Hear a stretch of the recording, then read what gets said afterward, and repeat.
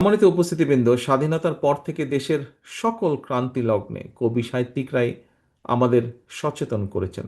রাজনৈতিক নেতৃত্বকে বিভিন্ন সময় বিভিন্ন ক্ষেত্রে রাজনৈতিক নেতৃত্বকে উদ্দীপ্ত করেছেন, উদ্বুদ্ধ করেছেন প্রতিবাদী হতে, যেটার প্রকাশ আমরা দেখেছি স্বাধীনতা যুদ্ধের পরে বিভিন্ন সময়।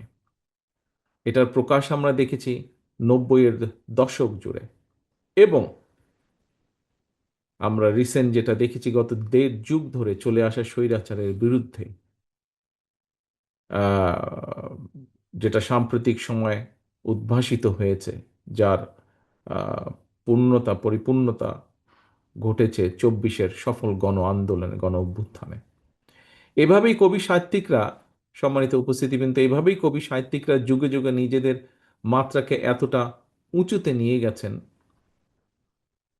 যার ফলে অনেক সময় দেখেছি আমরা তাদের নিজেদের পরিচয়, দেশ এবং জাতির পরিচয়ের সমার্থক হয়ে উঠেছেন।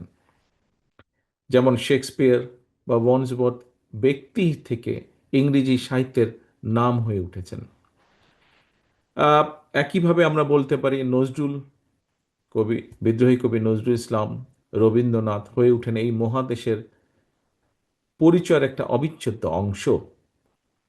ঠিক এমনিভাবে কবিতা আর দেশাত্মবোধক সঙ্গীতকে মুক্তিযুদ্ধের সাথে একাকার করে যুদ্ধ শেষে দেশ গঠন আর দেশাত্মবোধের প্রেরণা নিয়ে শহীদ জিয়াউর রহমান প্রথম বাংলাদেশ আমার শেষ বাংলাদেশ, জীবন বাংলাদেশ আমার মরণ বাংলাদেশকে তার দল, বাংলাদেশী দল এবং বিএনপির অনুপ্রেরণা দলীয় সঙ্গীতে পরিণত করেন গভীর শ্রদ্ধাবোধ থেকে। শহীদ জিয়া সেই আদর্শ আজও সমুন্নত জাতীয়তাবাদের আদর্শের প্রতিটি নেতা কর্মীর মাঝে। সম্মানিত উপস্থিতিবৃন্দ, একজন প্রকৃত বাংলাদেশী জাতীয়তাবাদে বিশ্বাসী মানুষের জীবনের শেষ দিনেও প্রথম ও শেষ বাংলাদেশী হওয়া উচিত তার বিশ্বাস এবং আদর্শের একমাত্র পরিচয়। আজকের এই শ্রাবণ দিনে যে বিশ্বাস আর প্রত্যয়ের কথা বহু বক্তা এখানে যারা বক্তব্য রেখেছেন, কথা ঐক্যবদ্ধভাবে উচ্চারণ করেছেন। সম্মানিত উপস্থিতিবৃন্দ, আমাদের আদর্শিক অবস্থানও আমি মনে করি ঠিক এবং এক এবং অভিন্ন। এদেশের স্বাধীনতা, সার্বভৌমত্ব ও গণতন্ত্রের প্রতি আপনাদের দৃঢ় অবস্থানের সাথে কিন্তু আমাদের বিন্দুমাত্র পার্থক্য নেই। স্বৈরাচারকে বাংলাদেশের মানুষ কিছুদিন আগে বিতাড়িত করেছে, সেই স্বৈরাচারের পুনঃজাগরণ প্রতিহত করতে আমরা প্রতিজ্ঞাবদ্ধ আপনাদেরই মতন। বিশেষভাবে একটি বিষয় বোধহয় এখানে কয়েকজন বক্তা উল্লেখ করেছেন, আমিও আপনাদের সাথে একইভাবে বলতে চাই যে এই দেশকে কোনো চরমপন্থা বা মৌলবাদের অভয়ারণ্য যেন কোনোদিন পরিণত হতে না পারে, সেটিও কিন্তু আমাদের প্রত্যাশা, সেটিও আমাদের লক্ষ্য।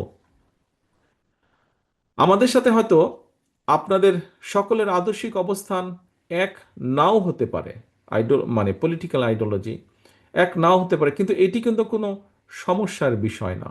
এটিকে ভিন্নভাবে হয়তো কেউ বলেছেন এখানে কোনো বক্তা, বাট খুব সংক্ষেপে যদি বলতে হয়, এটি কোনো সমস্যা না। এটিকে কেউ দয়া করে সমস্যা হিসাবে দেখবেন না।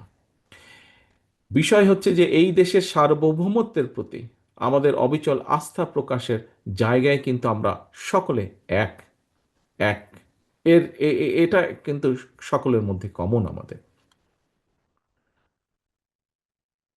সম্মানিত উপস্থিতিবৃন্দ, এদেশের মালিকানার একমাত্র দাবিদার এই দেশের সকল নাগরিক। এই সত্যটাকে যদি আমরা প্রতিষ্ঠিত করতে চাই, তাহলে মানুষের ভোটাধিকারের প্রশ্নে গণতন্ত্র প্রতিষ্ঠার জন্য বাক স্বাধীনতার পক্ষে একটা অবাধ সুষ্ঠু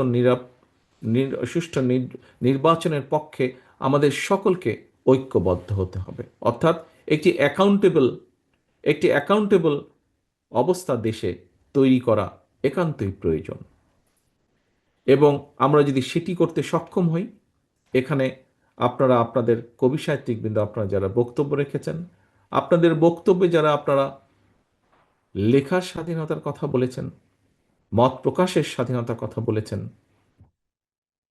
আপনার মতপার্থক্য তুলে ধরার কথা বলেছেন, সমালোচনার কথা বলেছেন। আমরা সেই অধিকারগুলোকে প্রতিষ্ঠিত করতে পারি যদি আমরা একটি অ্যাকাউন্টেবল রাষ্ট্র ব্যবস্থা গড়ে তুলতে সক্ষম হই, এবং সেটি একমাত্র করা সম্ভব মানুষের ভোটের অধিকার রক্ষার মাধ্যমে। সম্মানিত উপস্থিতিবৃন্দ, সম্মানিত সভাপতি, দেশের সার্বভৌমত্ব রক্ষায় সকল শহীদের রক্তের দায় পরিশোধের সময় এসেছে আজ।